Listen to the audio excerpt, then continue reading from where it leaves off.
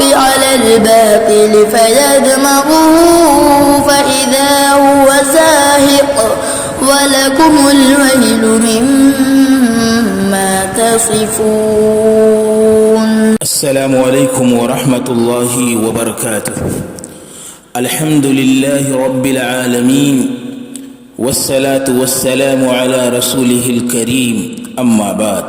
محترم ناظرین، اللہ تبارک و تعالی کی قدرت کی ایک عظیم نشانی بادل ہے. اللہ تبارک و تعالی سورہ نور آیت نمبر 43 میں بیان فرماتا ہے کہ اللہ رب العالمین کی نشانیوں میں سے ایک نشانی بادل ہے جو آسمان اور زمین کے درمیان بغیر کسی ظاہری سہارے کے معلق رہتا ہے، لٹکا ہوا رہتا ہے.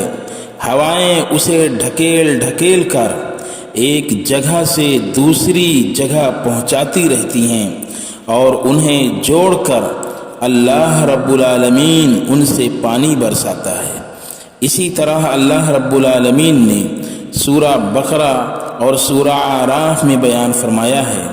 اسی بادل کو چھتری کی طرح بنا کر اللہ تعالیٰ نے بنو اسرائیل کے لیے سینا کے بے آب و گیا صحرا میں سایہ کا انتظام کیا تھا، جس کے ذریعہ وہ دھوپ کی حدت اور شدت اور تیزی سے محفوظ رہتے تھے.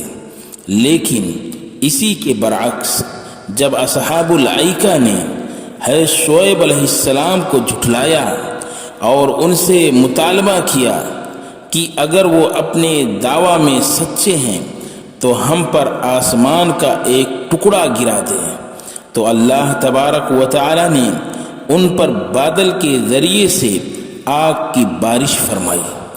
ان باتوں کو اللہ رب العالمین نے سورۃ الشعراء آیت نمبر 189 میں بیان فرمایا ہے. سو انہوں نے شعیب علیہ السلام کو جھٹلا دیا، پس انہیں سائبان کے دن کے عذاب نے آ پکڑا. بے شک وہ زبردست دن کا عذاب تھا.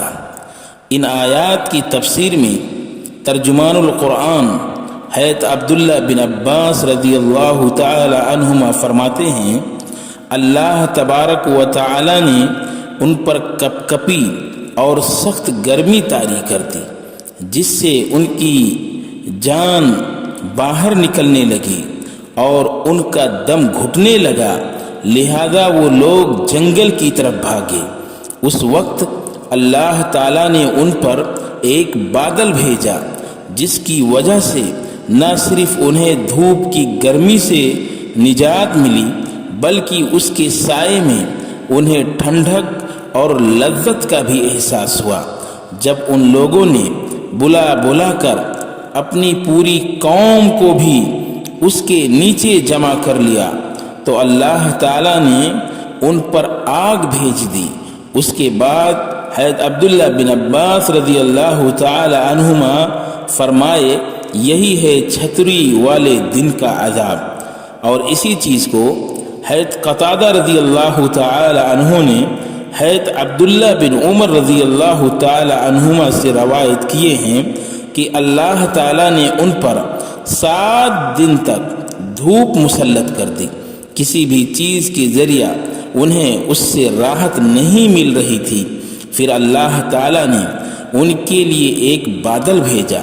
ان میں سے ایک آدمی نے جا کر اس سے سایہ حاصل کیا تو اسے ٹھنڈک اور راحت محسوس ہوئی.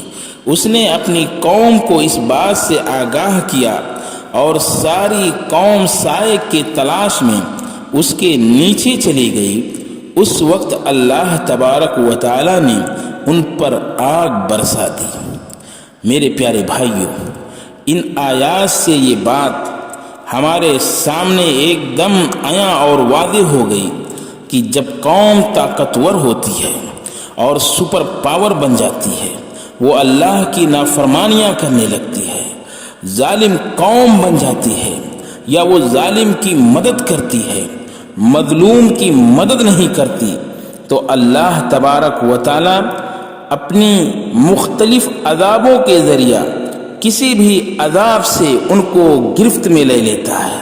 انہیں مختلف عذابوں میں سے ایک عذاب آگ کا بھی ہے۔